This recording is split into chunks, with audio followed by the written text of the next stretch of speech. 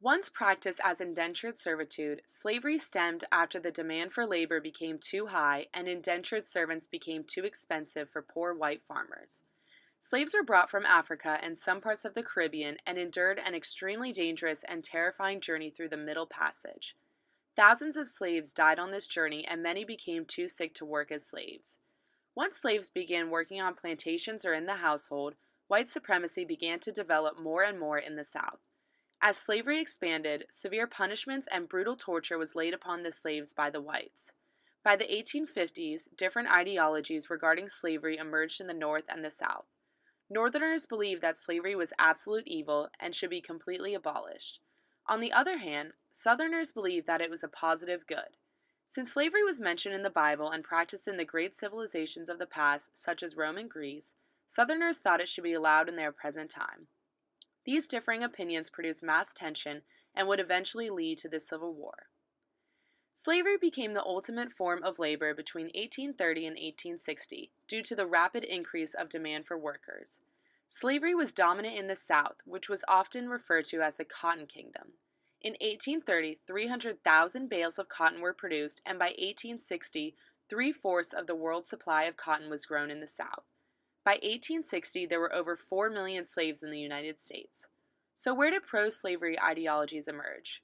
Georgia happened to be one of these slave states in which cotton production was the fastest selling cash crop. Because slavery produced great economic results, pro-slavery ideology emerged in Georgia and other states that benefited from the labor of slaves. These southern states believed that slavery was absolutely necessary. So how was Georgia different? Georgia was one of the only states to attempt to prohibit slavery as a matter of law, a decision made by the founders of Georgia, the trustees. So why did Georgia want to stop the expansion of slavery?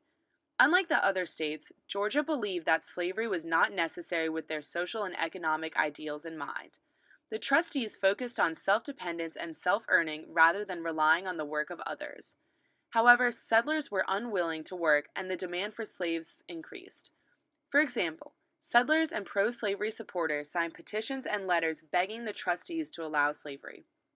They argued that slaves were much more suitable for the harsh farm work, and by 1740 the trustees found it almost impossible to prevent the settlers from illegally importing slaves into Georgia. By January 1st, 1751, slavery was permitted in Georgia, and between 1750 and 1775 the slave population increased from 500 to around 18,000 people. With the success of slavery in Georgia, almost a majority of whites believed that slavery was absolutely essential to the economy.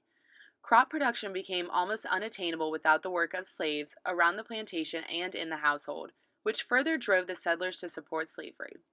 With the invention of the cotton gin, demand for labor skyrocketed, and at that point, avoiding slavery was almost impossible. Ultimately, whites soon believed that without the blacks, their whole entire economy would collapse. With the Southerners being strong believers in religion, and the promotion of slavery in the Bible further led to the support of owning slaves, and white supremacy and the belief in societal balance also contributed to this development.